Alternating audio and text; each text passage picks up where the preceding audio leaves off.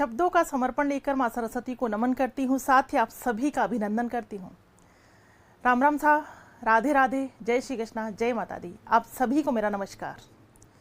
इस गायत्री, सुमन, रवि, दर्श, बलराम, डिम्पल, लीलू, मनीष, बिल्कुल क्लास चल गई है बेटा। सभी को गुड इवनिंग, सभी को राम राम, सभी को राधे राधे।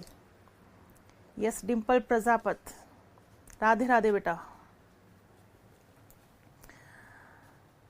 Yes yes Richa, Rinku. तो बिल्कुल बेटा, आज वापस आपकी ये शिकायत होगी कि मैं काफ़ी दिनों के बाद वापस आपके सामने उपस्थित हूँ, बट शायद परिस्थितियाँ आपके समझ में आ रही होंगी, परिस्थितियाँ अनुकूल नहीं हैं, इसी वजह से ये सब कुछ हो रहा है। बट फिर भी वापस यही कहूँगी कि डोंट यू वरी, आपको चिंतित होने की आवश्यकता नहीं है, बस आप अपनी पढ़ाई को कंटिन्यू रखिए, ठीक है। और मुबारक हो आपको कि सेकंड ग्रेड की वैकेंसी भी आपके सामने है, थर्ड ग्रेड की वैकेंसी आपके सामने है, वैकेंसी ही वैकेंसी है, ठीक है। इसलिए किसी भी सिचुएशन में आपको अपने मानसिक स्वास्थ्य को अस्वस्थ नहीं होने देना है, इतना नियंत्रण आपको रखना है, इतना कंट्रोल आपको रखना है, क्योंकि मानसिक स्वास्थ्य का कंट्रोल में रखना बहुत ज़्यादा ज़रूरी है किसी भी तरह की पढ़ाई के लिए, मंजिल को प्राप्त करने के लिए। क्लियर? तो बिल्कुल कंफ्यूज ना हो, कौन जो रीट लेवल सेकंड की तैयारी करेंगे, ठीक है, और मतलब थर्ड ग्रेड की तैयारी करेंगे लेवल सेकंड, और जो सेकंड ग्रेड की तैयारी करेंगे वो बिल्कुल कंफ्यूज ना हो। आपने देख लिया होगा कि मैटर सेम सेम है। सबसे पहले तो लेकिन आप पात्रता से गुजरिए, रीट वाले पात्रता से गुजरिए। सेकंड ग्रेड वाले जो केवल सेकंड ग्रेड पर फोकस कर रहे हैं उनकी वैकेंसी आ ही चुकी है, और फर्स्ट ग्रेड की भी बहुत जल्द वैकेंसी आने वाली है, ठीक है। फर्स्ट ग्रेड की भी बहुत जल्द वैकेंसी आ रही है। ये सारी चीज़ें हैं, तो जो फर्स्ट ग्रेड पर फोकस कर रहे हैं, मेरा कहना कि उनको केवल फर्स्ट ग्रेड पर फोकस करना चाहिए। जो रीट और सेकंड ग्रेड दोनों पर फोकस कर रहे हैं वो दोनों पर फोकस कर सकते हैं, वो दोनों पर फोकस कर सकते हैं, ठीक है। क्योंकि अभी जस्ट आपको जुलाई, रीट वालों की अगर मैं बात करूं तो जुलाई में आपको पात्रता परीक्षा देनी है, उसके जस्ट बाद आप लग सकते हैं दोनों में, थर्ड ग्रेड शिक्षक भर्ती में और सेकंड ग्रेड एग्जाम में, ठीक। चलिए, तो आप और खुद समझदार हैं, सिलेबस सामने रखिए, सिलेबस देखिए क्या कुछ मैच है, सारी चीज़ें हैं, कंफ्यूज मत होइए, रास्ता निकालिए, है ना, कि किस तरह से पढ़ा जाए, किस तरह से प्लान किया जाए, क्योंकि कंफ्यूज होने से काम नहीं चलेगा बेटा। रास्ता निकालना पड़ेगा, राह निकालनी पड़ेगी, और डिसाइड करना पड़ेगा कि यस हमें कैसे और किस प्रकार से पढ़ना है, ठीक है। रिचा बेटा एग्ज़ाम तक लाइव को नहीं होगा, ये किसने कह दिया, किसने कह दिया? दिन रात लेना पड़ेगा तो लेकर के करवाऊंगी। मैंने कहा ना, आप क्यों, और छुट्टियां मन से नहीं होती रिचा, मैंने पहले भी आपसे बात की थी, ठीक है, पहले भी आपसे बात की थी कि मेरे साथ ज़रूर कोई बहुत बड़ा रीज़न होता है तब जा कर के छुट्टियाँ होती हैं, ठीक है। चलो अब हम पढ़ाई की शुरुआत करते हैं बिना देरी किए। हम अधिगम के सिद्धांत पढ़ रहे थे, और आई थिंक लास्ट सिद्धांत हमने पढ़ा था जेरोम ब्रूनर का संरचनात्मक अधिगम सिद्धांत, जिसे हम कहते हैं निर्मितवाद। जिस दिन मैंने निर्मितवाद पढ़ाया था उस समय कुछ टेक्निकल प्रॉब्लम के कारण कमेंट्स नहीं चल रहे थे, और आजकल ये प्रॉब्लम्स आ रही हैं बेटा। तो अगर किसी दिन मैं बिना कमेंट्स को रीड की क्लास लूँ, है ना, तो ऐसा भी हो सकता है, ये आप ध्यान रखना, है ना। आज तो कमेंट्स में पढ़ पा रही हूँ, कमेंट्स मेरे सामने हैं, लेकिन थोड़ी बहुत ये अभी प्रॉब्लम चल रही है कि कमेंट्स कई बार डिस्टर्ब हो जाते हैं, हम नहीं पढ़ पाते हैं। तो ऐसी आगे अगर कोई ऐसी सिचुएशन हो तो मैं क्लास लूँगी, कमेंट्स नहीं पढ़ पा रही हूँ बट मैं क्लास लूँगी, तो आप कमेंट्स पर फोकस मत करना उस समय। लेकिन आज मैं आपके कमेंट्स देख पा रही हूँ, पढ़ पा रही हूँ। जेरोम ब्रूनर का हमने सिद्धांत पढ़ा था, आगे की ओर अब हम चलते हैं। आगे हम बात करें तो मैं आपको पढ़ाने वाली हूँ आसुबेल का अर्थपूर्ण मौखिक अधिगम सिद्धांत, ठीक है। तो जल्दी से अपना कॉपी पेन निकाल लीजिए और पढ़ने के लिए तैयार हो जाइए। सरस्वती वंदना, यस यस यस बेटा। Dimple Prajapat, thank you so much ये याद दिलाने के लिए कि हम सरस्वती वंदना करेंगे पहले और उसके बाद पढ़ाई की शुरुआत करेंगे। तो यस, तैयार हैं सभी, रेडी हैं? यस, आंखें बंद। ओम भूर्भुवः स्वः तत्सवितुर्वरेण्यं भर्गो देवस्य धीमहि धियो यो नः प्रचोदयात्। या देवी सर्वभूतेषु विद्यारूपेण संस्थिता नमस्तस्यै नमस्तस्यै नमस्तस्यै नमो नमः।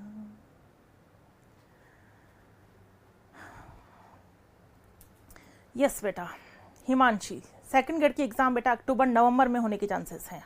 ठीक है, चलिए सिद्धांत की ओर चलते हैं। सिद्धांत का जो भी नंबर है वो आप डाल लीजिएगा। आसुबेल का अर्थपूर्ण मौखिक अधिगम सिद्धांत।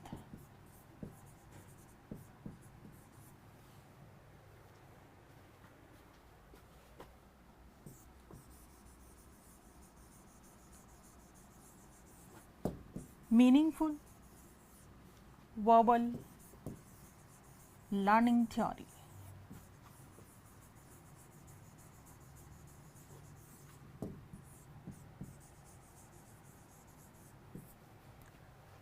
अर्थपूर्ण मौखिक अधिगम सिद्धांत जो किसने दिया है? आसुबेल ने दिया है। ठीक है बेटा, इससे पहले हमने पढ़ा था जेरोम ब्रूनर का संरचनात्मक अधिगम सिद्धांत या कह दो निर्मितवाद। ठीक है, या कह दो निर्मितवाद। क्लियर? जेरोम ब्रूनर को आपने अच्छे से पढ़ा तो आप एक तरह से ये समझ लीजिए कि जेरोम ब्रूनर और आसुबेल दोनों भी साथी थे। जेरोम ब्रूनर का सिद्धांत आपको याद है, निर्मितवाद याद है ना, संरचनात्मकता याद है, जिसमें जेरोम ब्रूनर ये कहते हैं कि बच्चों को इस प्रकार से पढ़ाया जाए कि वे स्वयं ज्ञान की क्या कर सके, संरचना कर सके। ऐसे समझाते हुए बच्चों को पढ़ाओ, रटा रटा कर मत पढ़ाओ, अर्थपूर्ण अधिगम करवाओ। और जब ऐसा करवा दो तो ये चेक करो कि बालक निर्मितवादी बना या नहीं बना। और निर्मितवाद को चेक करने के लिए क्या किया जाता है? बच्चों के समूह बना दिए जाते हैं।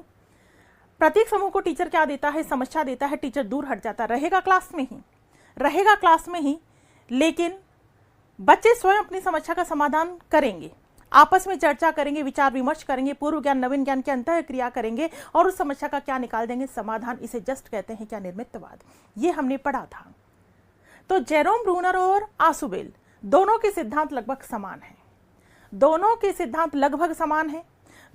सिद्धांत आधुनिक संज्ञानात्मक क्षेत्र की श्रेणी में आते हैं, क्योंकि पढ़ चुके थे हम। मैं बता चुकी थी आपको, क्या बता चुकी थी कि जो संरचनात्मक शब्द है उसकी उत्पत्ति मनोविज्ञान के संज्ञानात्मक क्षेत्र से हुई है। इसीलिए जेरोम ब्रूनर को आधुनिक संज्ञानात्मक क्षेत्र की श्रेणी में रखा जाता है। तो जेरोम ब्रूनर और आसुबेल दोनों ही आधुनिक संज्ञानात्मक क्षेत्र की श्रेणी में आते हैं। दोनों ही अर्थपूर्ण अधिगम पर बल देते हैं। दोनों ही खोजपूर्ण अधिगम पर बल देते हैं। ठीक है, अर्थपूर्ण अधिगम पर बल देते हैं, खोजपूर्ण अधिगम पर बल देते हैं, बट दोनों में एक विषमता है। इतनी सारी समानताएं हैं लेकिन एक विषमता है, और वो विषमता ये है, सबसे मेन बात जो यहां ध्यान रखनी है, छोटा सा सिद्धांत है, मेन बात जो ध्यान रखनी वो रखिए आप। वो विषमता ये है, वो अंतर ये है कि जेरोम ब्रूनर का मानना है कि बालक आगमनात्मक तरीके से सीखता है। किसका मानना है? Jerome Bruner. जबकि आसुबेल का मानना है कि बालक निगमनात्मक तरीके से सीखता है। और आगमन और निगमन, इन शब्दों की नॉलेज आपको है। आगमन में पहले उदाहरण फिर नियम बताए जाते हैं, जबकि निगमन में पहले नियम और फिर उदाहरण बताए जाते हैं। ठीक है, तो जस्ट ये विषमता आपको ध्यान रखनी है, बाकी दोनों के सिद्धांत लगभग समान है। ठीक, इसमें आप लिख सकते हैं, लिखिए, इसमें आप लिखने की शुरुआत करें। लिखो आसुबेल व जेरोम ब्रूनर, लिखिए आसुबेल व जेरोम ब्रूनर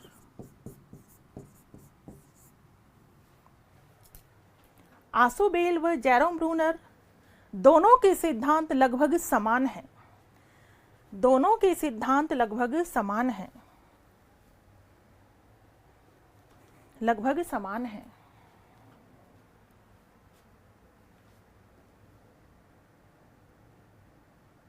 वॉइस कम आ रही है, ऐसा है? वॉइस कम तो नहीं आनी चाहिए बेटा। अब ध्यान देना कैसी आ रही है। ठीक है, लिख लिया, दोनों के सिद्धांत लगभग समान हैं। आगे लिखो, दोनों के सिद्धांत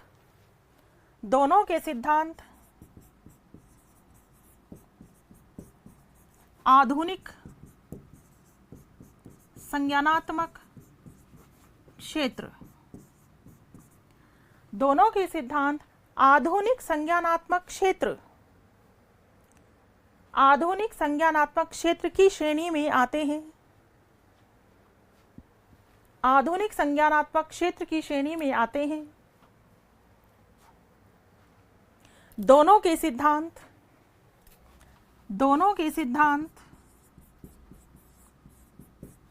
अर्थपूर्ण अधिगम, अर्थपूर्ण अधिगम व खोजपूर्ण अधिगम, खोजपूर्ण अधिगम पर बल देते हैं, अर्थपूर्ण अधिगम व खोजपूर्ण अधिगम पर बल देते हैं।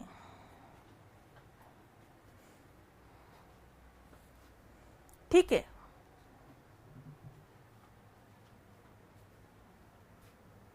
नेक्स्ट लाइन में लिखो, दोनों के सिद्धांतों में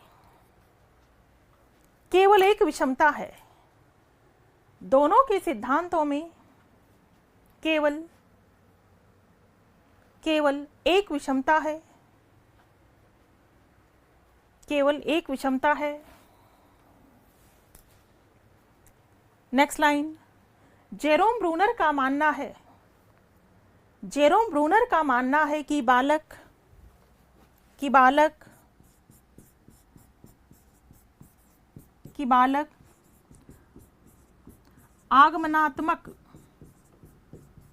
आगमनात्मक तरीके से सीखता है, आगमनात्मक तरीके से सीखता है।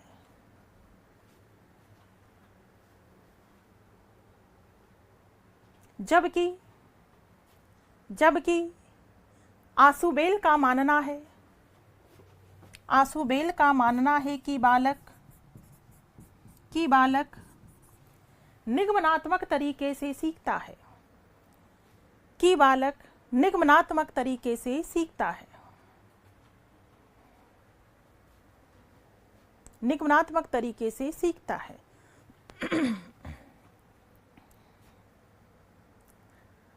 पहले इतनी बात क्लियर है बेटा, वापस सुन लीजिए।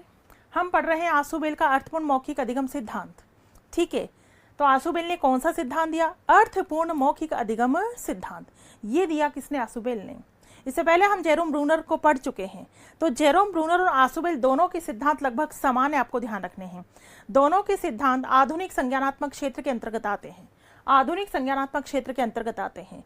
दोनों के सिद्धांत अर्थपूर्ण अधिगम और खोजपूर्ण अधिगम पर बल देते हैं, बट एक विषमता है। वो एक विषमता क्या है? एक विषमता क्या है? वो विषमता ये है कि जेरोम ब्रूनर का तो मानना है कि बालक आगमनात्मक तरीके से सीखता है, जबकि आसुबेल का मानना है कि बालक निगमनात्मक तरीके से सीखता है। ठीक है, आसुबेल का क्या मानना है? कि बालक निगमनात्मक तरीके से सीखता है। यहां तक की बात क्लियर? आगे हेडिंग डालिए, हेडिंग डालो, आसुबेल के अनुसार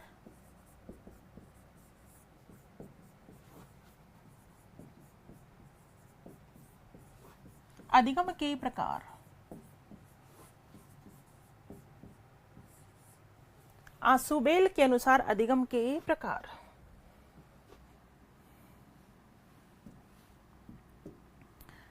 क्या आप बता सकते हैं कि आसुबेल ने अधिगम के कितने प्रकार बताए हैं? क्या आप बता सकते हैं कि आसुबेल ने अधिगम के कितने प्रकार बताए हैं? यस,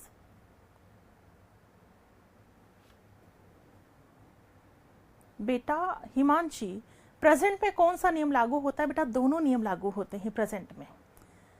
अगर हम सामान्य बच्चों की बात करें तो उन्हें आगमनात्मक तरीके से पढ़ाना चाहिए, लेकिन अगर हम इंटेलिजेंट और उच्च लेवल के बच्चों की बात करें तो हम उन्हें निगमनात्मक तरीके से भी पढ़ा सकते हैं।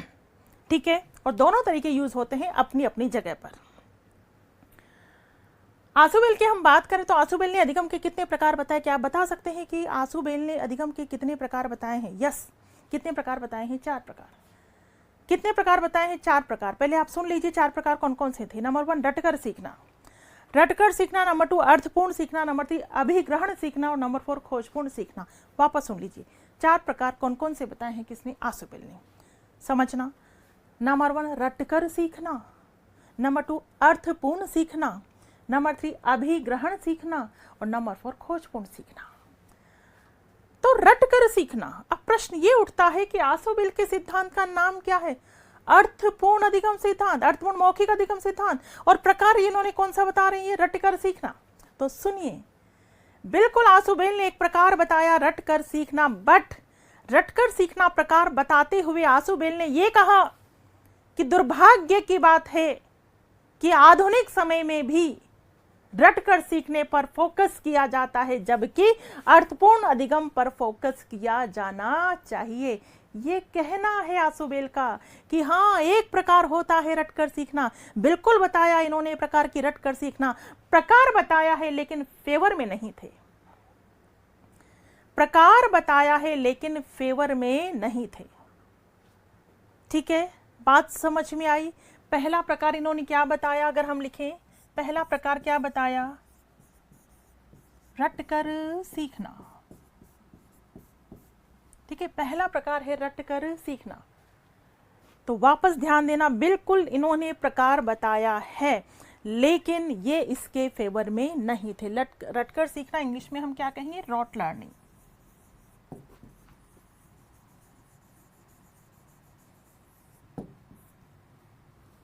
इसके आगे आप लिख सकते हैं, आगे आप लिख सकते हैं, लिखिए, आसुबेल का मानना है, आसुबेल का मानना है कि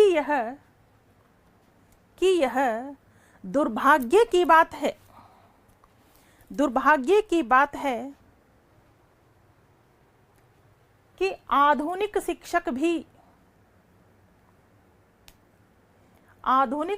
भी अर्थपूर्ण अधिगम के स्थान पर, अर्थपूर्ण अधिगम के स्थान पर रटकर सीखने पर, रटकर सीखने पर बल देते हैं, रटकर सीखने पर बल देते हैं।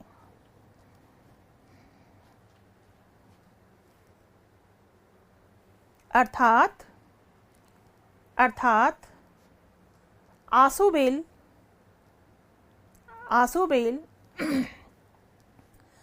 रटकर सीखने के पक्षधर नहीं थे, रटकर सीखने के पक्षधर नहीं थे।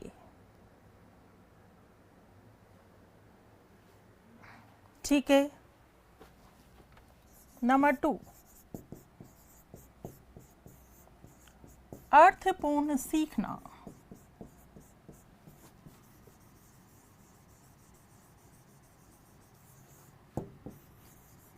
Meaningful learning.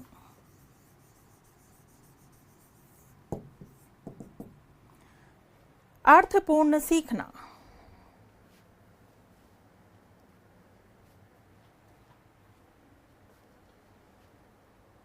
अर्थपूर्ण सीखना, मीनिंगफुल लर्निंग।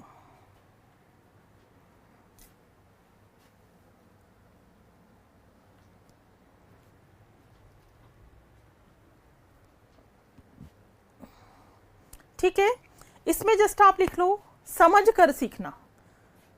ठीक, अर्थपूर्ण सीखने का मतलब क्या होता है, समझ कर सीखना। लिख लो समझ कर सीखना, समझ कर सीखना।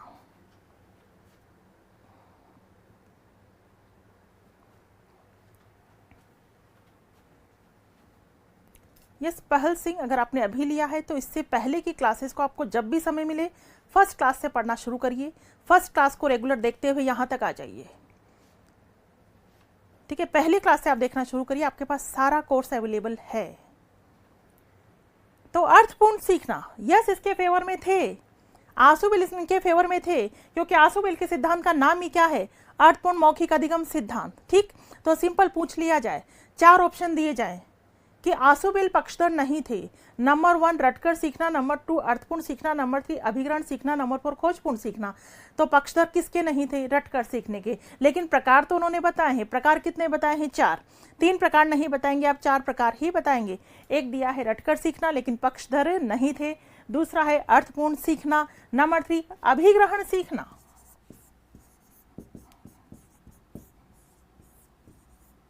अभिग्रहण सीखना, रिटेंशन। Retention learning.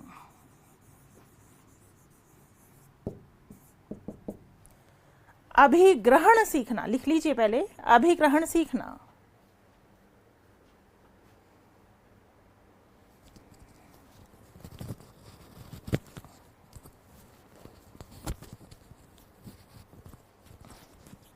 अभिग्रहण सीखना।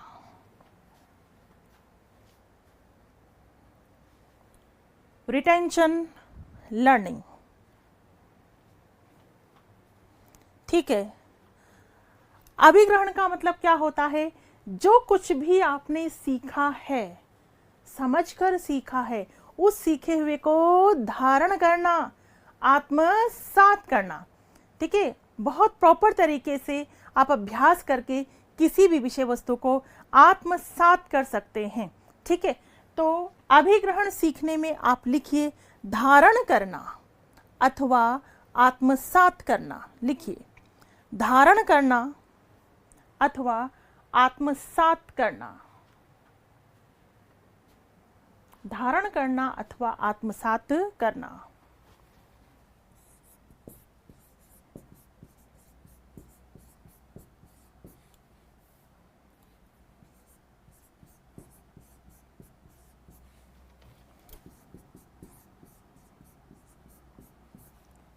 अन्वेषण सीखना या हम कहेंगे खोजपूर्ण सीखना।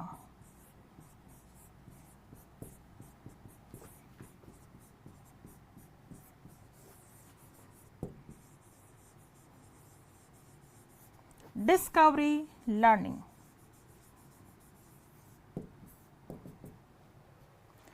अन्वेषण सीखना या कहेंगे खोजपूर्ण सीखना, डिस्कवरी लर्निंग।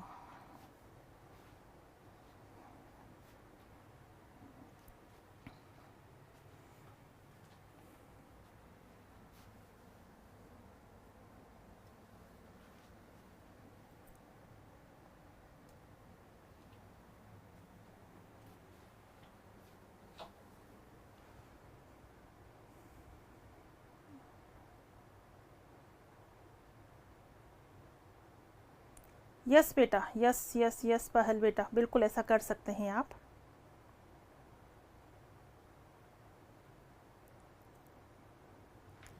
यस लिख लिया सभी ने। अन्वेषण सीखना, खोजपूर्ण सीखना, नाम से पता लग रहा है इसमें बालक स्वयं खोज करके समस्या का समाधान करता है। लिख लो स्वयं खोज करके, इसमें लिखो स्वयं खोज करके समस्या का समाधान करना। स्वयं खोज करके समस्या का समाधान करना। लिखो पहले स्वयं खोज करके समस्या का समाधान करना। क्लियर है? वापस समझ लीजिए। आंसुबेल ने अधिगम के कितने प्रकार बताए बेटा? 4 प्रकार बताए। कितने प्रकार बताए? 4 प्रकार बताए। पहले तो आपको 4 प्रकार ध्यान रखने चाहिए। रटकर सीखना, अर्थपूर्ण सीखना, अभिग्रहण सीखना, अन्वेषण सीखना। रटकर सीखना पता है आपको, रट कर सीखना। क्या रटकर सीखने से ज्ञान स्थायी होता है या अस्थायी होता है? ज्ञान अस्थायी होता है, तुरंत भूल जाते हैं। रटकर सीखना एक बकवास तरीका है जिसे आपको कभी भी नहीं अपनाना चाहिए। कॉम्पिटिटिव एग्जाम में अगर आपने ये तरीका अपना लिया तो सफलता कभी नहीं मिलेगी। तरीका अपनाना चाहिए अर्थपूर्ण सीखने वाला। तो रटकर सीखना रोट लर्निंग, रोट मेमोरी होती है, रोट लर्निंग होती है, यानी अगर इस तरीके से सीखोगे तो ज्ञान स्थायी नहीं होगा। अर्थपूर्ण सीखना मतलब समझ कर सीखना। अभी आप क्लास अटेंड कर रहे हो, मैं यहाँ आपको हर एक बात समझा रही हूँ, आप समझने की कोशिश कर रहे हैं, इसीलिए तो आप सुन रहे हैं, इसीलिए आप लाइव आ रहे हैं। जो बच्चे केवल रट्टे पर फोकस करते हैं, जरूरी नहीं है उनको कि लाइव आना है। लाइव कोर्स ले लेंगे बट फिर भी लाइव नहीं आएंगे। क्यों? क्योंकि मैटर आ गया, मिल गया और हम तो केवल इसे रट लेंगे। पीडीएफ भी है ना, हम केवल इसे क्या कर लेंगे? रट लेंगे।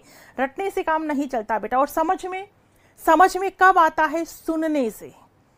जितना आप सुनोगे सामने वाले को उतना आपको समझ में आएगा। तो अर्थपूर्ण सीखने का मतलब सिंपल समझ कर सीखना। समझ कर सीख लिया, मैं समझा रही हूं, आप सीख रहे हैं। अब इसे आप आत्मसात कैसे करेंगे? आत्मसात होता है अभ्यास से। जितनी आप जो मैंने समझाया है उसे आपने समझ लिया, अब इसी का प्रैक्टिस करें। मैं आपसे बार बार क्या कहती हूँ कि बेटा आपने इतने सिद्धांत पढ़े, लेकिन सिद्धांत को रेगुलरली आप प्रैक्टिस करते रहना ताकि एक भी सिद्धांत आपके दिमाग से निकल ना जाए। अगर आपने प्रैक्टिस नहीं की, अभ्यास नहीं किया तो वो सिद्धांत आपके दिमाग से गायब हो जाएंगे। लेकिन नहीं, प्रैक्टिस के द्वारा, अभ्यास के द्वारा आप उन सिद्धांतों को आत्मसात करो। क्या करो? आत्मसात करो पूरी तरह से। तो अभिग्रहण का मतलब होता है धारण करना अथवा आत्मसात करना। ठीक है। अन्वेषण सीखने का मतलब है स्वयं खोज करके समस्या का समाधान करना। अन्वेषण, खोज, ठीक है, डिस्कवरी, लर्निंग, स्वयं खोज करके समस्या का समाधान करना। इसी तरह से ध्यान रखेंगे तो आसुबेल का जिक्र आए तो इतनी बात आपको ध्यान रखनी है बेटा। आसुबेल सिंपल सा सिद्धांत समझ में आ गया होगा। आसुबेल, जेरोम ब्रूनर दोनों के सिद्धांत लगभग समान है। क्यों? दोनों आधुनिक संज्ञानात्मक क्षेत्र में आते हैं, अर्थपूर्ण अधिगम की बात करते हैं, खोजपूर्ण अधिगम की बात करते हैं। लेकिन अंतर क्या है? जेरोम ब्रूनर क्या बात करते हैं कि बालक आगमनात्मक तरीके से सीखता है, जबकि आसुबेल क्या बात करते हैं कि बालक निगमनात्मक तरीके से सीखता है। इतनी सी बात ध्यान रखनी है। बाकी प्रकार ध्यान रखने हैं। ये प्रकार किसने बताए हैं? आसुबेल ने। क्लियर? क्लियर है? बात समझ में आ गई? आसुबेल की चर्चा कंप्लीट हो चुकी है। क्या हम आगे का सिद्धांत भी शुरू कर दें? यस और नो जल्दी से बता दो। क्या आवाज से संबंधित क्या दिक्कत आ रही है बेटा आपको? एक बात बताओ। आवाज तो सही आनी चाहिए।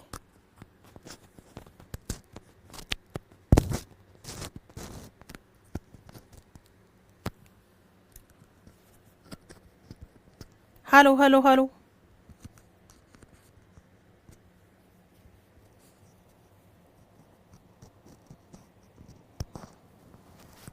हाँ मोहम्मद, क्या बोल रहे हो बेटा? सरकार ने पोर्ट भर के सिलेबस डाल दिया। सही बात है। हाँ, इन मेरे प्यारे प्यारे बच्चों पर भार डाल दिया सरकार ने, पोर्ट भर के सिलेबस डाल दिया। आवाज़ ठीक है? कईयों की शिकायतें कम आ रही है आवाज़।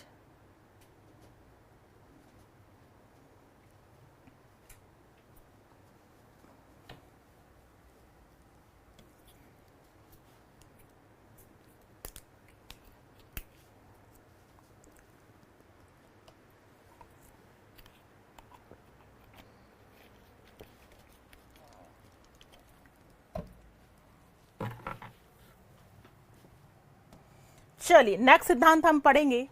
नेक्स्ट सिद्धांत नंबर कौन सा? आई थिंक 9 नंबर, 9 नंबर ही होगा ना। ठीक है, पहले देख लें। पहला कौन सा था? थॉर्नडाइक। जल्दी से आप भी रिवाइज कर लो। पहला थॉर्नडाइक। नंबर 2 कौन सा पढ़ा हमने? पावलोव। नंबर 3 पर कौन सा पढ़ा हमने? स्कीनर। ओके। नंबर 4 पर कौन सा पढ़ा हमने? गेस्टाल्ट। फिर इन चारों के खिलाफ कौन सा आया था? सामाजिक अधिगम, अल्बर्ट बांडुरा। यही पढ़ा था ना बेटा। 6 नंबर पर हमने पढ़ा कौन सा? क्लार्क हल, पुनर्बलन का सिद्धांत। क्लार्क हल को पढ़ा था। 7 नंबर पर हमने जेरोम ब्रूनर को पढ़ा, जेरोम ब्रूनर। ठीक है। 8 नंबर पर हमने आसुबेल को पढ़ा। यस राइट, ठीक है, ऐसे ही पढ़ा था हमने। सब पता है ना आपको या भूल गए? बेटा वापस बोलो, रिवाइज करते रहना, रिवाइज करते रहना। क्लियर है? देखिए बताओ एक बार बताइए मुझे, कुत्ते पर प्रयोग किसने किया था? कुत्ते पर प्रयोग पावलोव ने। बिल्ली पर प्रयोग थॉर्नडाइक। रूसी शरीर शास्त्री कौन थे? पावलोव थे। दूसरों के व्यवहार को देखकर सीखना, दूसरों के व्यवहार को देखकर सीखना किसने कहा? अल्बर्ट बांडुरा। अल्बर्ट बांडुरा। पूर्ण से अंश की ओर शिक्षण सूत्र किस सिद्धांत की देन है? गेस्टाल्ट सिद्धांत। पाठ योजना का सबसे पहले विचार किसके दिमाग में आया? गेस्टाल्ट वादियों के दिमाग में। किस सिद्धांत ने पुनर्बलन पर सर्वाधिक बल दिया? बताओ किस सिद्धांत ने पुनर्बलन पर सर्वाधिक बल दिया? स्कीनर। पुनर्बलन का सिद्धांत किसने दिया? क्लार्क हल। पुनर्बलन का सिद्धांत किसने दिया? क्लार्क हल। निरंतर प्रयास पर बल, निरंतर प्रयास पर बल देता है थॉर्नडाइक। निरंतर प्रयास पर बल देता है थॉर्नडाइक। आदत के निर्माण के लिए क्या है पावलोव। भाषा को सीखने सिखाने के लिए पावलोव। यांत्रिक तरीके से सीखना पावलोव। तार्किक तरीके से सीखना गेस्टाल्ट। बालक के उचित व्यवहार पर पुनर्बलन देना स्किनर। अभिक्रमित अनुदेशन स्किनर। अनुकरण से सीखना बांडुरा। अनुकरण से सीखना बांडुरा। अर्थपूर्ण तरीके से सीखना जेरोम ब्रूनर आसुबेल। अर्थपूर्ण तरीके से सीखने में दोनों आएंगे। खोजपूर्ण तरीके से सीखना दोनों आएगा। आगमनात्मक तरीके से सीखना जेरोम ब्रूनर। निगमनात्मक तरीके से सीखना आसुबेल। निगमनात्मक तरीके से सीखना क्या आएगा आसुबेल। क्रमबद्ध व्यवहार सिद्धांत किसने दिया क्लार्क हल। क्रमबद्ध व्यवहार सिद्धांत किसने दिया क्लार्क हल ने। तो कहने का मतलब इस तरह से आपका फंडा क्लियर होना चाहिए। एक एक सिद्धांत को मैंने इस तरीके से बताया आपको कि कहीं कोई कंफ्यूजन क्रिएट नहीं होगा। ठीक है, इन सिद्धांत को रिवाइज करिए बेटा। 8 सिद्धांत पढ़ चुके हैं, अब हम पढ़ने जा रहे हैं नंबर 9। ठीक है, 9वां सिद्धांत हम पढ़ने जा रहे हैं, नंबर 9 सिद्धांत हम पढ़ने जा रहे हैं।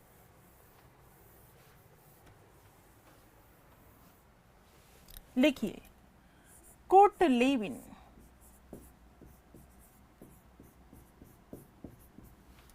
कोटलेविन का क्षेत्र सिद्धांत या कहे दो जीवन दायरा सिद्धांत। इंग्लिश में कहेंगे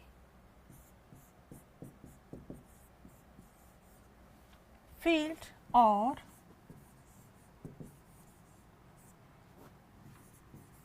लाइफ स्पेस थ्योरी। कोटलेविन का क्षेत्र सिद्धांत या हम कहेंगे जीवन दायरा सिद्धांत, फील्ड और लाइफ स्पेस थ्योरी, या इसका नाम है या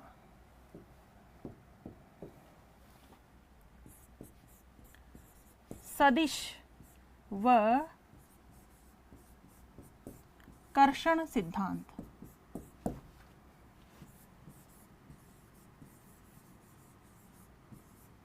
vectors and valences theory. Vectors and valences theory या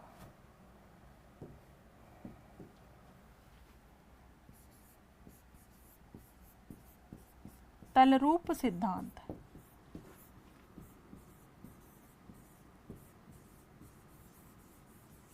टोपोलॉजी थ्योरी।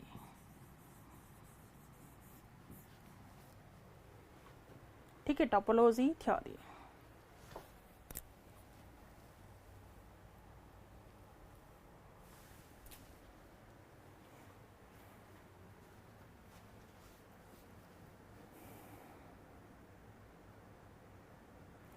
यस बेटा Dimple Prajapat, thank you so much कि आप इस तरह की खबर हमें देती रहती हैं, क्योंकि आपको ज़्यादा पता रहता है। बट बेटा जो चोर हैं उनका क्या करें, मतलब खैर, लेकिन वो ओरिजिनल डाटा नहीं होता, थोड़ा फेक डाटा भी होता है। और बिल्कुल साइबर क्राइम के अंतर्गत आती है ये सारी चीज़ें, और लगभग अपन ने रिपोर्ट करवा दी है। और जल्दी ही ये जो भी चोर माफिया हैं ये पकड़े जाएंगे, है ना, बिल्कुल। और इसके लिए thank you so much Dimple की आप इतनी हेल्प करती हैं कि आपको कहीं भी अगर ऐसी एक्टिविटी नज़र आती है तो आप सूचना भेजती हैं। और भी मेरे सभी बच्चों से मेरा यही कहना है कि अगर आप भी कोई ऐसी एक्टिविटी देखते हैं चोरी वाली, क्योंकि चोर के लिए कोई ताला होता ही नहीं है बेटा, वो सारे ताले तोड़ सकते हैं, वो सारी चीज़ें होती हैं। तो अगर आपको कहीं भी कोई ऐसी एक्टिविटी दिखाई देती है तो आप तुरंत मुझे सूचित करें ना, तुरंत सूचित करें, ताकि इन पर एक्शन लिया जा सके, क्योंकि पूरी कार्रवाई कर दी गई है। एक्शन, क्योंकि कब तक कामयाब हो सकता है चोरी तो चोरी होती है ना बेटा, चाहे कैसे भी हो। तो ये पता नहीं ये जन्मजात चोर होते हैं या वातावरण के प्रभाव में आकर चोर बनते हैं, पता नहीं क्या, लेकिन किसी का काम ही यही होता है। पर कोई ना, हमें अपन को कोई फ़र्क नहीं पड़ेगा। लेकिन हाँ, थैंक यू सो मच कि आप इस तरह की एक्टिविटीज़ पर ध्यान रखते हैं और मुझे टाइम टू टाइम आप इन्फॉर्म करते रहते हैं। थैंक यू सो मच इसके लिए। थैंक यू बेटा, रियली। यस बाबूलाल, वो ज्ञान कोई काम का नहीं होगा। यस बेटा, थैंक यू सो मच। चोर हमारा कुछ नहीं बिगाड़ सकता, कुछ भी नहीं। बिल्कुल सही। और आप जैसे बच्चे मेरे साथ है, कोई कुछ नहीं बिगाड़ सकता हकीकत में। चलिए, तो क्षेत्र सिद्धांत या जीवन दायरा सिद्धांत, हम एक बार यहां से अगर कुट लेविन को हम हटा दें तो पहले सीधा सीधा नाम क्या है, ठीक है, क्षेत्र सिद्धांत या जीवन दायरा सिद्धांत। पहला नाम ये हो गया बेटा, पहला नाम ये हो गया क्षेत्र सिद्धांत या जीवन दायरा सिद्धांत। सिंपली ध्यान रखना अच्छे से, फील्ड और लाइफ स्पेस थ्योरी। दूसरा नाम ये हो गया अपना सदिश व कर्षण सिद्धांत, वेक्टर्स एंड बैलेंसेस थ्योरी। और तीसरा नाम ये हो गया तलरूप सिद्धांत, टोपोलॉजी थ्योरी। ठीक है, तलरूप सिद्धांत। सबसे पहले तो आप ये तीन शब्द, ये जो तीनों शब्द हैं वो बिल्कुल अच्छे से लर्न कर लो। क्षेत्र या जीवन दायरा, नंबर 2 सदिश व कर्षण, और नंबर 3 तलरूप सिद्धांत। किसने दिया है, किसने दिया है, प्रवर्तक कौन है, प्रवर्तक कौन है, कुट लेविन। नीचे लिख सकते हैं आप, नीचे लिख सकते हैं प्रवर्तक कौन है, कुट लेविन। ये जो कुट लेविन है, ये कुट लेविन आप लिख सकते हैं, ये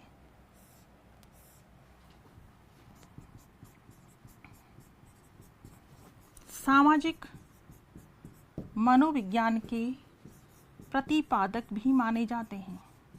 आपसे पूछ लिया जाए कि सामाजिक मनोविज्ञान के प्रतिपादक कौन हैं, तो क्या नाम लोगे, कुट लेविन। ठीक है, इसके अलावा आपसे पूछ लिया जाए संगठनात्मक विकास,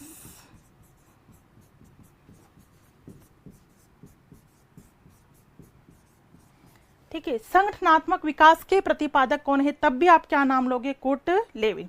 ठीक, इसके अलावा एक शब्द है, सिंपली ध्यान रख लेना, समूह गतिशीलता।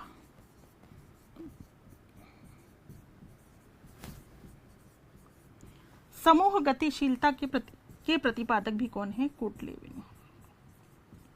ये अलग से सिंपली ध्यान रखना है, ठीक है, ये अलग से ध्यान रखना है।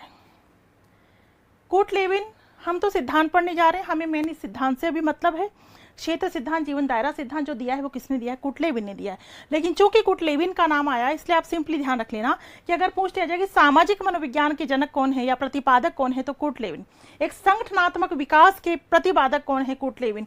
या समूह गतिशीलता, जो समूह गतिशीलता है, ठीक है, उसके भी प्रतिपादक कौन माने जाते हैं, कुट लेविन माने जाते हैं। तो हम पढ़ने जा रहे हैं कुट लेविन का क्षेत्र सिद्धांत। ठीक है, क्षेत्र सिद्धांत या कह दो जीवन दायरा सिद्धांत। ठीक, आगे हम लिखेंगे, लिखिए, लिखिए, इस सिद्धांत के अनुसार, लिखिए, इस सिद्धांत के अनुसार व्यक्ति का विकास, इस सिद्धांत के अनुसार, या सिंपल लिखिए, आप इस तरह से लिख लीजिए, मैं लिखवा देती हूं यहां पर, इस सिद्धांत के अनुसार अधिगम, अधिगम, अधिगम व्यक्ति व वातावरण,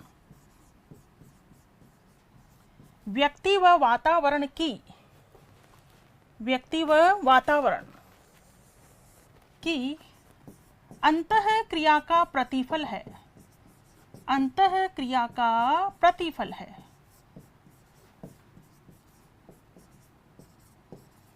ठीक है, इस सिद्धांत के अनुसार अधिगम क्या है, अधिगम क्या है, व्यक्ति व वातावरण की अंतः क्रिया का प्रतिफल है। सिंपल ध्यान रखना,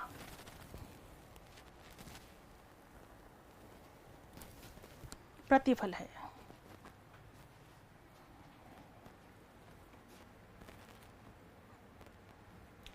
लिख लिया इतना। आगे लिखो, जिसे निम्न संकेत द्वारा दर्शाया गया है, जिसे निम्न संकेत द्वारा दर्शाया गया है, जिसे निम्न संकेत द्वारा दर्शाया गया है। ठीक है, संकेत लिख लो, L बराबर F P into E।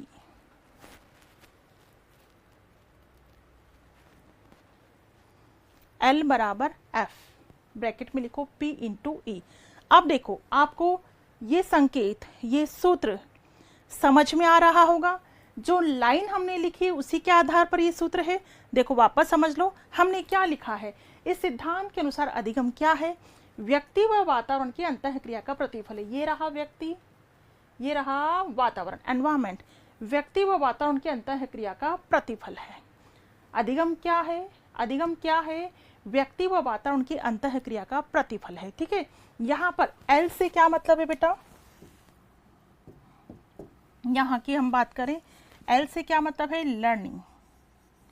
L से क्या मतलब है? लर्निंग। ठीक है, F से क्या मतलब है? F से क्या मतलब है? फील्ड। ठीक, P से क्या मतलब है? P से है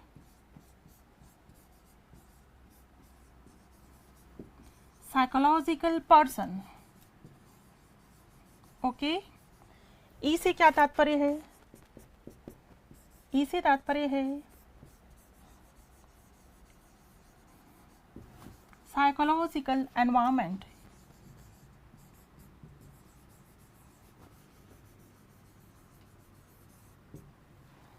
ये लिखो पहले,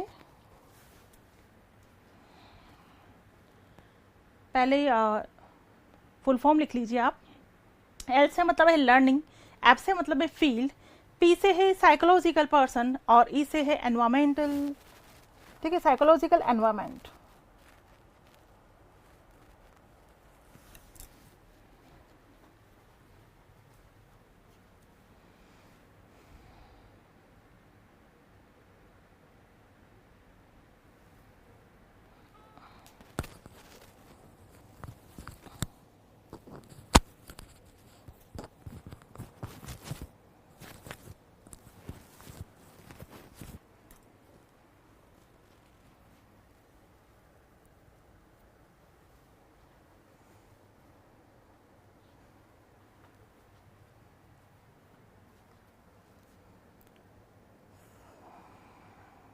इतना लिख लिया पहले। अब देखो, ये वाली बात आपके समझ में आई गई होगी।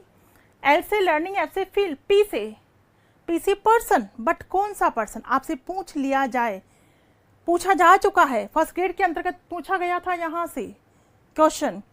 ठीक है, कि इस सूत्र के अंतर्गत P बराबर पर्सन है तो E बराबर क्या है ना? वातावरण।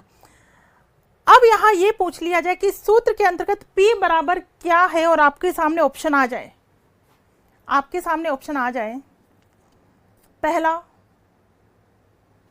आ जाए सामाजिक व्यक्ति, भौगोलिक व्यक्ति, भौतिक व्यक्ति, मनोवैज्ञानिक व्यक्ति। तो आप आंसर क्या दोगे? मनोवैज्ञानिक पर्सन, मनोवैज्ञानिक व्यक्ति।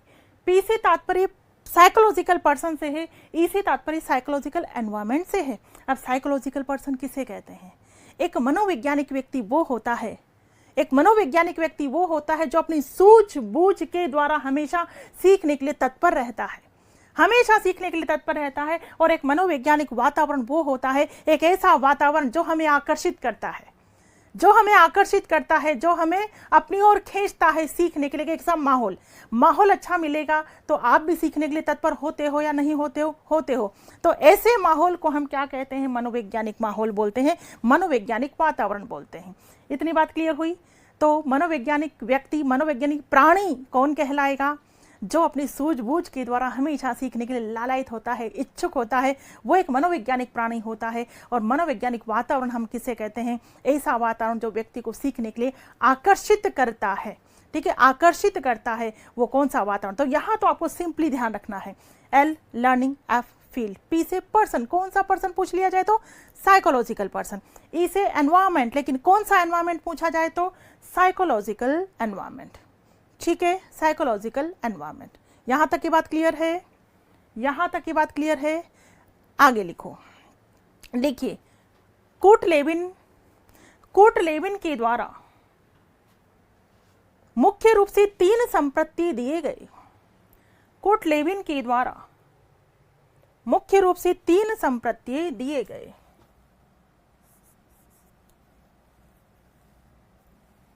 कोर्टलेविन के द्वारा मुख्य रूप से 3 संप्रत्यय दिए गए। ठीक है भाई, कोर्टलेविन कितने संप्रत्यय दिए इन्होंने? 3 संप्रत्यय दिए हैं। क्या क्या दिए हैं ये पता है आपको बेटा? क्या क्या दिए हैं लिख चुके हैं आप? क्षेत्र या जीवन दायरा, ये दिया है। ठीक है, दूसरा क्या दिया है? सदिश व कर्षण। तीसरा क्या दिया है? ये स्थल रूप, जो कि इनके सिद्धांत के नाम है। पूछ भी लिया जाए कोर्टलेविन के द्वारा मुख्य संप्रत्यय कितने दिए गए, तो बेटा 3 संप्रत्यय दिए गए, क्षेत्र या जीवन दायरा, सदिश व कर्षण और तल रूप। और ये नाम मैं पहले लिखवा चुकी हूँ। कोर्टलेविन के सिद्धांत का नाम भी क्या है? क्षेत्र या जीवन दायरा सिद्धांत नाम है, या सदिश व कर्षण सिद्धांत, या फिर तल रूप सिद्धांत। इनके इंग्लिश टर्म में लिखवा चुकी हूँ आपको। ठीक है, फील्ड और लाइफ स्पेस थ्योरी, ये क्या है? Vectors and valences, and this is topology.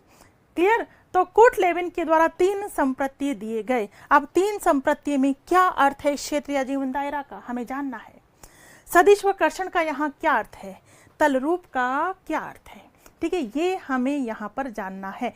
तो सबसे पहले हम बात करें किसकी? क्षेत्र या जीवन दायरा। तो सबसे पहला लिख लो आप, नीचे लिख लो, क्षेत्र या कह दो जीवन दायरा। ठीक है, लिखिए। ठीक है, क्षेत्र या जीवन दायरा हम किसे कहते हैं, वही चीज आपको लिखवा रही हूं।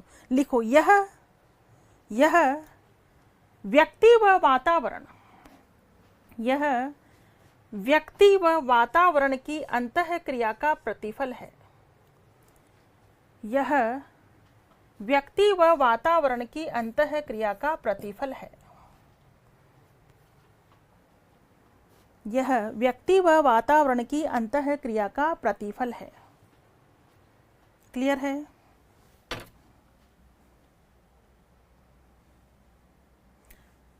आगे आ जाओ। दूसरा शब्द क्या है हमारे पास?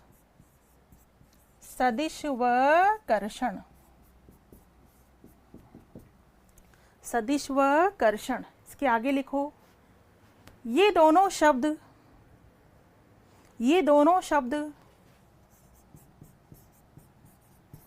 भौतिक शास्त्र व यांत्रिकी, भौतिक शास्त्र व यांत्रिकी से लिए गए हैं। भौतिक शास्त्र व यांत्रिकी से लिए गए हैं। ठीक है, अब इसमें यहां पे पहले सदिश का अर्थ लिखो आप। सदिश का अर्थ लिखो। सदिश किसे कहते हैं? सदिश किसे कहते हैं वो आगे लिखो। लिखिए, व्यक्ति की वह शक्ति जो उसे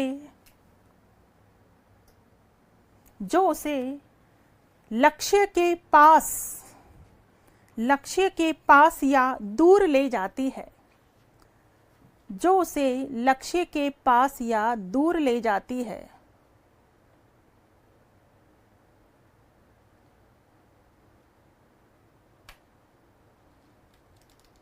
ठीक है, दूसरा शब्द क्या है? दूसरा शब्द क्या है? कर्षण। ठीक है, कर्षण के बारे में लिखो। दूसरा शब्द लिखो कर्षण, क्योंकि यहां पर 2 शब्द थे हमारे सामने, सदिश व कर्षण।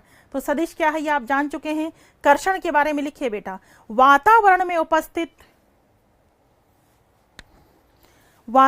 उपस्थित वह लक्ष्य जो व्यक्ति को आकर्षित आकर्षित या विकर्षित करता है, आकर्षित या विकर्षित कर सकता है। ठीक है, लिख लिया पहले, और मैं समझा दूंगी, लिख लिया पहले। तो हम लिख चुके हैं इसके बारे में, क्षेत्रीय जीवन दायरा के बारे में, हम लिख चुके हैं सदिश्वकर्षण के बारे में। अब हमें लिखना है तीसरा शब्द क्या है, तलरूप। तो लिखो, तीसरा शब्द क्या है आपके सामने, तलरूप, टोपोलॉजी, तलरूप।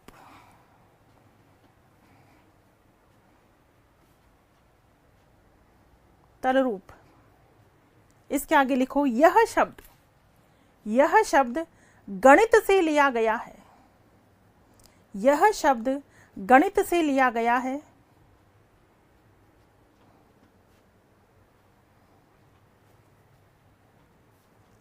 इसका प्रयोग, इसका प्रयोग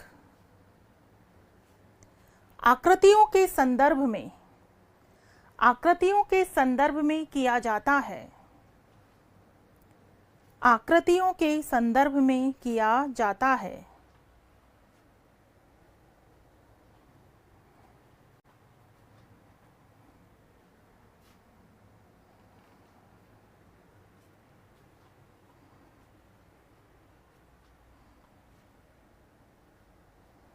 ठीक है, अब देखो, समझो इन्हें, पहले समझिए, समझिए। क्षेत्रीय जीवन दायरा बिल्कुल क्लियर है। क्षेत्रीय जीवन दायरा इंग्लिश में जिसे बोलते हैं फील्ड। क्या है फील्ड? यह व्यक्ति व वातावरण की अंतःक्रिया का प्रतिफल है, व्यक्ति व वातावरण की अंतःक्रिया का प्रतिफल। ठीक है, सदिश्वकर्षण, पहली बात, ये दोनों शब्द लिए कहाँ से गए? भौतिक शास्त्र व यांत्रिकी से लिए गए, मैकेनिकल से लिए गए हैं। सदिश का मतलब क्या होता है? व्यक्ति की वह शक्ति जो उसे लक्ष्य के पास या दूर ले जाती है। यस, आप में से कईयों में वो शक्ति है जिससे आप लक्ष्य के पास जाएंगे, और कईयों में वो शक्ति होगी जो दूर ले जाएगी। ठीक है, सदिश व्यक्ति की वह शक्ति जो उसे लक्ष्य के पास या दूर ले जाती है, और कर्षण वातावरण में उपस्थित वो लक्ष्य, कर्षण जो खींच रहा है हमें, वातावरण में उपस्थित वो रीड की वैकेंसी या सेकंड ग्रेड की वैकेंसी या फर्स्ट ग्रेड की वैकेंसी जो व्यक्ति को आकर्षित या विकर्षित करती है, ये जस्ट क्या कहलाएगा? कर्षण। तो सदिश तो व्यक्ति की वो एनर्जी है, कर्षण वातावरण में उपस्थित वो लक्ष्य है जो व्यक्ति को आकर्षित या विकर्षित करता है। दोनों शब्द समझ में आ गए, सदिश और कर्षण।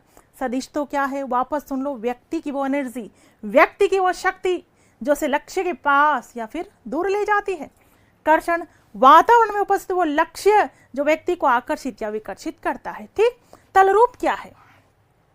यह शब्द गणित से लिया गया है, इसका प्रयोग आकृतियों के संदर्भ में किया जाता है। कैसे? सुनिए, आपके सामने लक्ष्य है, नौकरी आपको चाहिए, सरकारी सीट आपको चाहिए, सरकारी नौकरी आपको प्राप्त करनी है।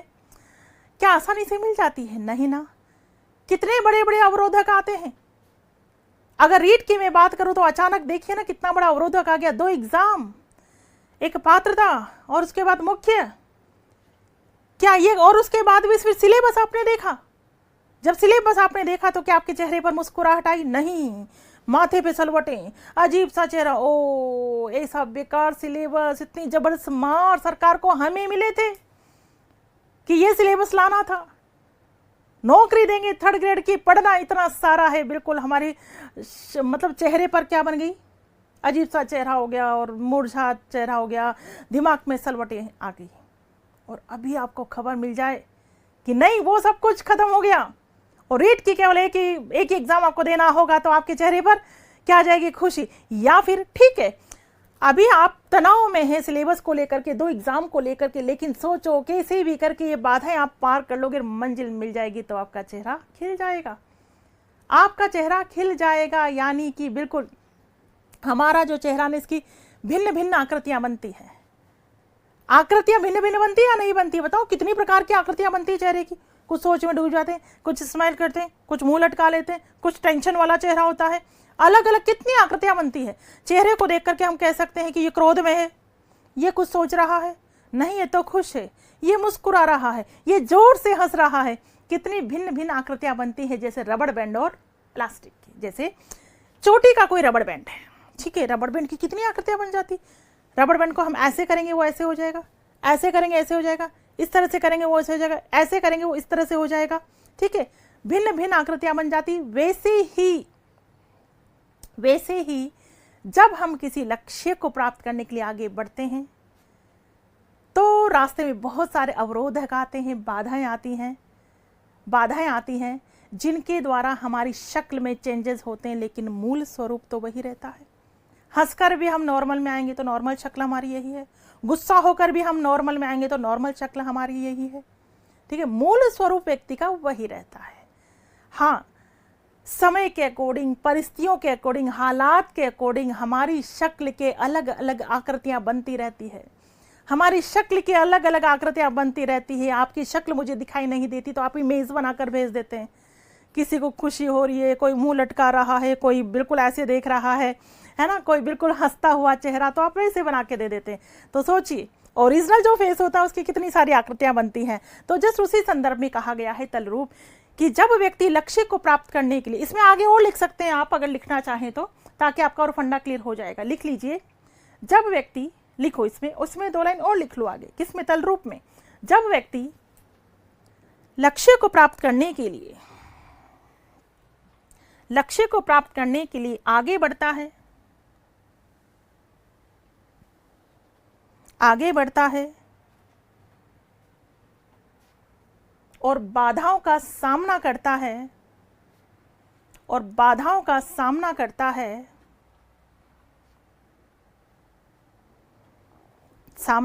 है तो वह अपनी शक्ल की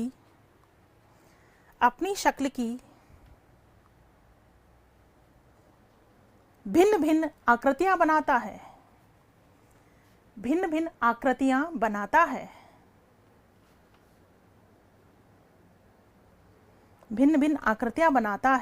लेकिन उसका मूल स्वरूप वही रहता है। जैसे रबड़ बैंड व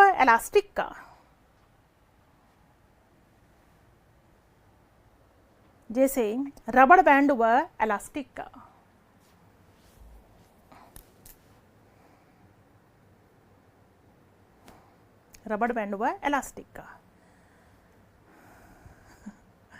एग्जाम्पल। हाँ, नदियां बहा रहा है, देखो ये मोहम्मद तो रो रो के नदियां बहा रहा है और ऐसी इमेज इसने भेज दी मेरे सामने।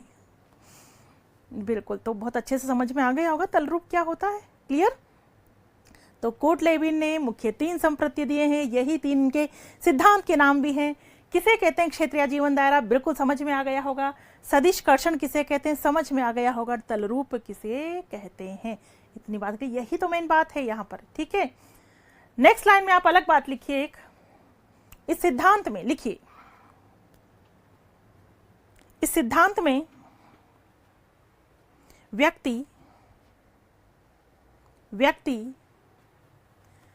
लक्ष्य प्राप्ति में आने वाली बाधाओं को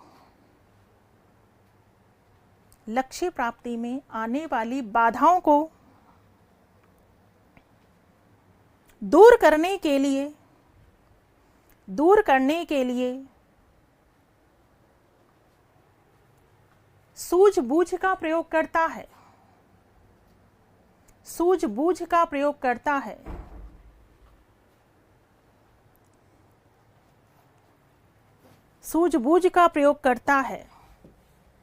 इसीलिए इसे लक्ष्य सूझ सिद्धांत,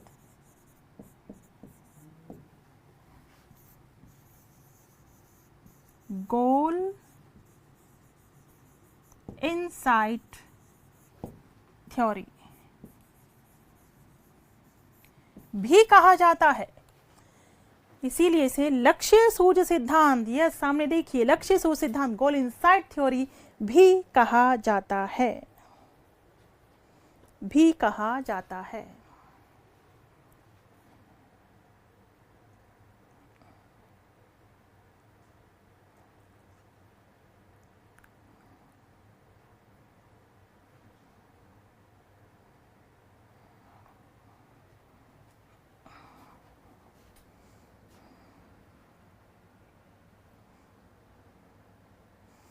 हाँ, मोहम्मद पूछ रहा है मेरी वजह से किसी के चेहरे पर मुस्कुराहट आई, इसे कौन सा सिद्धांत कहते हैं? सामने वाले को खुशी देने का सिद्धांत कहते हैं इसे। चलिए अब देखो, अगर मैं आपको ये एक शब्द भी नहीं बताती, मान लो कौन सा, लक्ष्य सूझ सिद्धांत, ठीक है, और आपसे मैं पूछती बताओ बेटा लक्ष्य सूझ सिद्धांत किसने दिया, तो ईमानदारी से कहो आप कौन से सिद्धांत पे जाते, बताओ मुझे ईमानदारी से। अगर मैं ये बात आपको नहीं बताती, मैं आपसे पूछती थी कि लक्ष्य सूझ सिद्धांत किसने दिया, तो आपका आंसर क्या होता? क्या होता आपका आंसर? बिल्कुल बेटा, आपका आंसर होता गेस्टाल्ट। अगर ये बात आपको नहीं बताई जाती तो आपका आंसर क्या होता? गेस्टाल्ट। यस, यही होता, लेकिन अब नहीं होगा। अब यदि आपके सामने ये वर्ड आएगा कि लक्ष्य सूझ सिद्धांत किसने दिया था, तो आप कूट लेविन का नाम लोगे। लक्ष्य सूझ सिद्धांत किसने दिया था, तो आप कूट लेविन का नाम लोगे, ना कि गेस्टाल्ट का। गेस्टाल्ट ने तो सूझबूझ का सिद्धांत, पूर्णाकार का सिद्धांत, गेस्टाल्ट सिद्धांत ये दिया था उन्होंने, तो समग्रता का सिद्धांत। बट लक्ष्य सूझ सिद्धांत ये किसने दिया है? कूट लेविन ने। तो कूट लेविन की, यस, गेस्टाल्ट पर जाते। बिल्कुल सही बेटा, बिल्कुल सही बोल रहे हो आप, गेस्टाल्ट पर जाते। यही तो होता है बेटा, कई बार एक शब्द हम फोकस नहीं करते हैं ना, तो उस शब्द की वजह से ही हमारा आंसर गलत हो जाता है। बिल्कुल हम गेस्टाल्ट पर ही जाते, डेफिनेटली हम गेस्टाल्ट पर जाते, बट अब तो नहीं जाओगे, अब नहीं जाओगे। अब आप कहाँ जाओगे? लक्ष्य सूझ सिद्धांत किसने दिया है? कूट लेविन ने दिया है, ठीक है। जबकि गेस्टाल्ट ने तो सूझबूझ का सिद्धांत दिया है, पूर्णाकार कह दो, समग्रता कह दो, ये सिद्धांत दिया है गेस्टाल्ट वादियों ने। आगे बात समझ में? तो बेटा कूट लेविन की चर्चा भी कंप्लीट हो चुकी है, और आप अगर चाहें तो मैं इस चर्चा को वापस से थोड़ा सा आपके सामने बता सकती हूँ रिवाइज करके। देखो, नाम क्या था? वही नाम था कूट लेविन के सिद्धांत का, क्षेत्रीय जीवन दायरा, सदिश व कर्षण और तलरूप, यही नाम था कूट लेविन का सिद्धांत, ठीक है। और इस सिद्धांत के अनुसार अधिगम क्या होता है? व्यक्ति व वातावरण की अंतःक्रिया का प्रतिफल है। व्यक्ति व वातावरण इस संकेत के द्वारा दर्शाया गया है। सिद्धांत में संकेत का प्रयोग हुआ है, संकेत को आप ध्यान से देख लीजिए। L बराबर F P into E। L यानी लर्निंग, F यानी फील्ड, P साइकोलॉजिकल पर्सन और E यानी साइकोलॉजिकल एनवायरमेंट। बिल्कुल सिंपल सिंपल सिंपल है बेटा, कुछ नहीं। पढ़ते इतना लगता है, लेकिन जब घोट कर पी जाते हैं तो वो इतना सा हो जाता है, इतना सा ही हो जाना चाहिए। क्लियर? अब देखो, कूट लेविन ने कितने संप्रति दिए? 3 संप्रति, नाम याद होनी चाहिए। नंबर 1 क्षेत्रीय जीवन दायरा, नंबर 2 सदिश व कर्षण, नंबर 3 तलरूप। किसे कहते हैं क्षेत्रीय जीवन दायरा? पढ़ चुके हैं आप। यह व्यक्ति व वातावरण की अंतःक्रिया का प्रतिफल है। सदिश व कर्षण, सदिश किसे कहते हैं? व्यक्ति की वह शक्ति जो उसे लक्ष्य के पास या दूर ले जाती है। कर्षण, वातावरण में उपस्थित वो लक्ष्य जो व्यक्ति को आकर्षित या विकर्षित करता है। और तलरूप किसे कहते हैं? ये पता ही आपको, गणित से लिया गया आकृतियों के संदर्भ में इसका प्रयोग होता है। हमारी शक्ल की भिन्न भिन्न आकृतियां बनती है, लेकिन मूल स्वरूप तो वही रहता है, जैसे रबड़ बैंड और इलास्टिक का। क्लियर? और लास्ट में मैंने आपको एक लाइन लिखवाई है। एक लाइन क्या लिखवाई है? क्या लिखवाई एक लाइन? कि सिद्धांत के अनुसार व्यक्ति अपने लक्ष्य की प्राप्ति में आने वाली बाधाओं को दूर करने के लिए अपनी सूझबूझ का प्रयोग करता है, इसीलिए सिद्धांत को लक्ष्य सूझ सिद्धांत, ठीक है, गोल इनसाइट थ्योरी के नाम से भी जाना जाता है। और इसी के साथ कूट लेविन की चर्चा भी कंप्लीट हो चुकी है। तो आज हम 2 को पढ़ चुके हैं, 2 मनोवैज्ञानिकों को पढ़ चुके हैं, आसुबेल एंड कूट लेविन, ठीक है। आसुबेल एंड कूट लेविन यानी 9 सिद्धांत। कितने और पढ़ने? 10, 11, 12, 13, 4 और। छोटे छोटे हैं, ज्यादा बड़े नहीं है, ठीक है। छोटे छोटे सिद्धांत ज्यादा बड़े नहीं है, लेकिन बार बार आपसे बोल रही हूँ, पता है हम एक गलती क्या करते हैं? हम पैसा भी लगाते हैं, है ना, आपकी बात कर रही हूँ, है ना, फीस भी देते हो, हमें पढ़ाई भी करते हो, समझते भी हो, एक गलती कर देते हो, और वो गलती सबसे बड़ी गलती होती है। वो गलती क्या होती है? अभ्यास की। अभ्यास नहीं करते हो, सब कुछ पढ़ा हुआ बेकार चला जाता है। बेटा प्लीज ये गलती मत करना। टाइम टू टाइम हर चीज का अभ्यास करते चले जाओ, मत पढ़ो बहुत ज्यादा के चक्कर में। जितना पढ़ रहे हो सफिशिएंट है, लेकिन जो पढ़ रहे हो उसे घोट करके पी लो, उसे आत्मसात कर लो, उसे धारण कर लो। और धारण कब होगा? जब आप क्या करोगे? अभ्यास करोगे, प्रैक्टिस करोगे। इतनी बात ध्यान दें, इसे व्यर्थ में नहीं जाने दे। जो पढ़ते चले जा रहे हैं उसकी प्रैक्टिस करते चले जाओ, उसे पढ़ते चले जाओ, तो वो आपके दिल दिमाग में बसा रहेगा, अदरवाइज डिलीट हो जाएगा। क्लियर? तो 2 सिद्धांत यहाँ हम पढ़ चुके हैं, और आगे के सिद्धांत की चर्चा बिल्कुल कल करेंगे। यस सुमन खाती, मज़ा आ गया। बिल्कुल बेटा, ये क्योंकि ये बड़ी टिपिकल चीज़ें, इनको बिल्कुल तरीके से समझाना पड़ता है ना, सरल बनाते हुए समझाना पड़ता है ताकि आपके बहुत अच्छे से समझ में आ जाए। क्लियर बेटा? तो मुझे लगता है आज के लिए इतना काफ़ी है ना, क्योंकि मनोविज्ञान है, बहुत ज़्यादा भी आप नहीं झेल सकते। तो आज के लिए इतना काफ़ी है और इससे आगे की चर्चा डेफिनेटली हम कल करेंगे। ठीक है, बाकी किसी को कोई बात करनी है मुझसे तो आप रुक सकते हैं, बाकी लोग जा सकते हैं। बाकी को गुड नाइट, और जो मुझसे बात करना चाहते हैं वेलकम। पूजा यादव क्लास क्यों नहीं ले रहे हो बेटा? वापस सुन लो। बहुत ज़्यादा तबीयत ख़राब है मेरी माँ की, इसी वजह से मैं डेली क्लास नहीं ले पा रही हूँ। मतलब ये समझ लो कि परिस्थितियाँ बिल्कुल भी अनुकूल नहीं चल रही है, वजह वही है। इसलिए प्लीज़ आप बार बार मत पूछा करो, बस आप पढ़ते चले जाओ बेटा। मैं आपकी हर संभव मदद करने के लिए तैयार हूँ। ठीक है, आप सपोर्ट करोगे ना, मैं आपको इतना सब कुछ क्वेश्चंस वगैरह इतना सब कुछ मैटर दे दूंगी कि आपको किसी चीज़ की ज़रूरत ही नहीं पड़ेगी। और परेशान करोगे ना तो फिर कुछ नहीं दूंगी मैं, केवल लाइव चाहते हो ना, लाइव क्लास ले लूँगी, बस बात ख़त्म करूँगी, देख लो आप।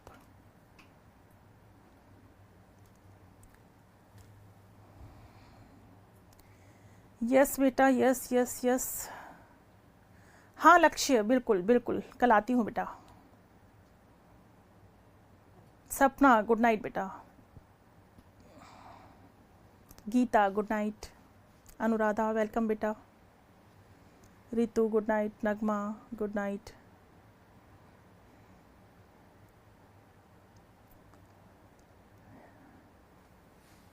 यस यस, गुड नाइट सभी को, good night good night good night बेटा, सभी को गुड नाइट। पूजा बेटा गुड नाइट। मनोज, सरोज, सुमन खाती, किरण, हिमांशी, सभी को गुड नाइट बेटा, सभी को गुड नाइट, सभी को गुड नाइट।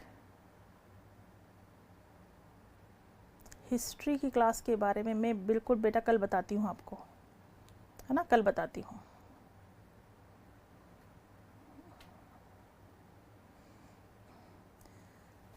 ओके बेटा, thank you so much, thank you so much and good night. अच्छे से खाना वाना खाइए, अच्छे से सो जाइए, सुबह जल्दी उठिए और जल्दी उठ करके पढ़ाई करो, सबसे पहला काम।